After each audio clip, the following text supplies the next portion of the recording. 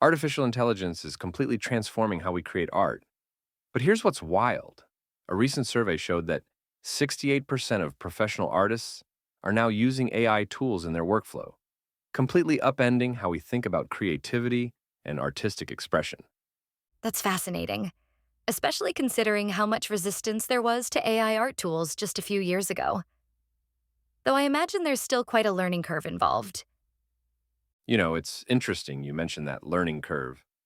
I've been experimenting with these AI art platforms, and it's like learning a new language. This whole world of prompt engineering that can make or break your results. Oh my goodness, tell me about it.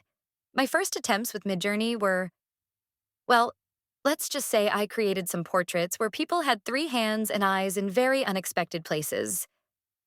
Those AI quirks are actually fascinating from a technical perspective. Each platform handles these challenges differently. Like DALL-E 3 is really good at keeping human anatomy correct, while Midjourney tends to create these more artistic, interpretive results. That makes me wonder about how professional artists are adapting to these different tools. Have you seen any particularly innovative uses? Actually, yes.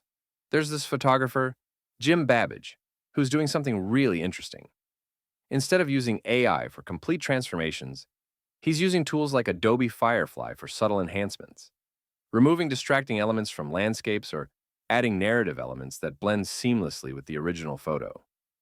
That kind of subtle approach seems so much more sustainable than completely replacing traditional techniques. And you know what's really pushing boundaries? These large-scale installations by artists like Refik Anadol, who's using AI to transform massive datasets into these incredible immersive experiences. It's completely redefining what we consider art. Though that brings up some interesting ethical questions about data use and artistic ownership. Exactly, the legal landscape is still evolving. There are several ongoing lawsuits trying to figure out who owns the rights when an AI transformed image is created. Is it the original photographer, the AI platform, the person who wrote the prompt? That uncertainty must be pretty challenging for artists trying to build a career around these tools. Well, here's something surprising. Despite these legal gray areas, the market for AI enhanced art has grown by 300% in just the last year. Artists are finding ways to work within these constraints, often by using their own original photos or properly licensed images as starting points. Hmm. I imagine that's creating some interesting new business models in the art world. You know what's really exciting? The future developments we're seeing. There are early experiments with video transformation, where entire clips can be converted into different artistic styles in real time. And the potential for generating 3D models from 2D photos could revolutionize virtual reality and gaming. The implications for creative industries seem enormous. Though I have this concern about artistic homogenization. Remember how Instagram went through that phase where everything had that same washed out filter? I worry we might see something similar with AI art. That's actually a valid concern. Though I've noticed the most successful AI artists are those who develop their own unique approach to working with the technology. Let me tell you about something fascinating happening in the education space.